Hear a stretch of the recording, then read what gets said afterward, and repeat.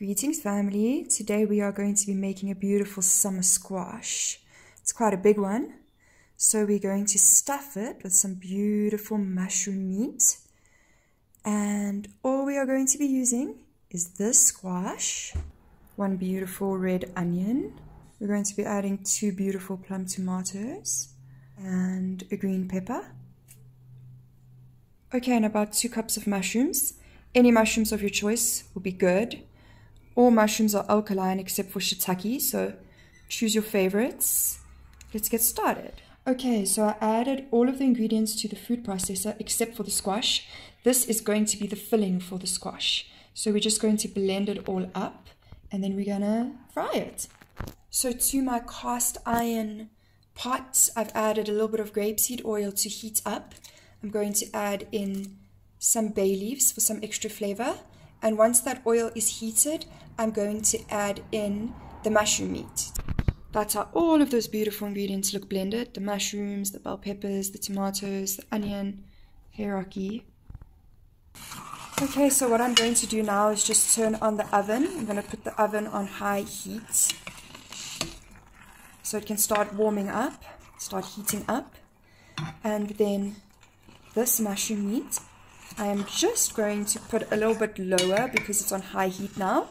I'm just going to turn down the heat and put the lid on and just let it get nice and tender and beautiful. You're going to see how the color is going to change. Before we put on the lid, we're going to add some spices, so let me get those.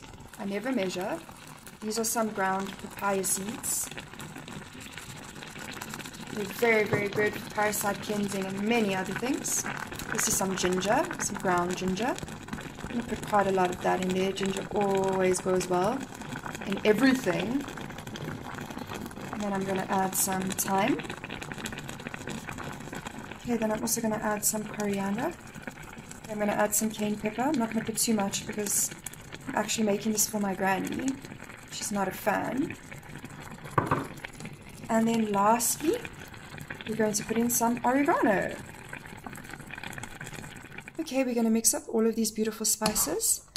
And now we're going to put the lid on to simmer for a few minutes until it's nice and tender. And you'll see the color is going to change dramatically. So this is how the beautiful squash looks without the seeds. So I cut it up into 4 different pieces so it can fit inside of my baking dish. We stay inside of a tiny house, so that means a tiny oven. So this is the biggest dish that can fit inside of my oven. So you just make a plan with what you have. If you have smaller squashes, you just do it the same way. Whatever size squash you have, you just make a plan. So you can see I took out all of the seeds. Okay, so I just drizzled a little bit of grapeseed oil on these, and I'm going to put it in the oven for a few minutes while the mushroom meat gets nice and tender. Okay, family, so this has been simmering for about 30 minutes, and you can see how nice and deep those colors have gone. Everything looks really, really beautiful. Let's mix it up. Oh, look at that. That looks beautiful. Okay, so as you can see, the squash is also very nice and tender. Just took it out the oven, so let's fill it up. One thing I learned on my alkaline journey is we can never be perfect. Never strive for perfection, because there's no such thing. There is no such thing, family. You just do your best, and that's all that matters. Look at that, family. Oh my gosh, that looks beautiful.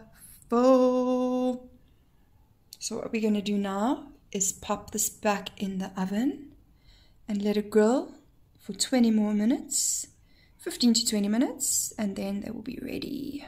Okay, so fam, as you can see, there's quite a lot of that filling left over. So what I could do with this is I could use it in a pasta, I could use it in quinoa, I could use it inside of a nice wrap, tacos. I just took these beauties out the oven. Oh, they look so, so good. It tastes amazing. The flavors are beautiful. The textures are great. It's Such a hearty meal. And I really hope you guys give this a try.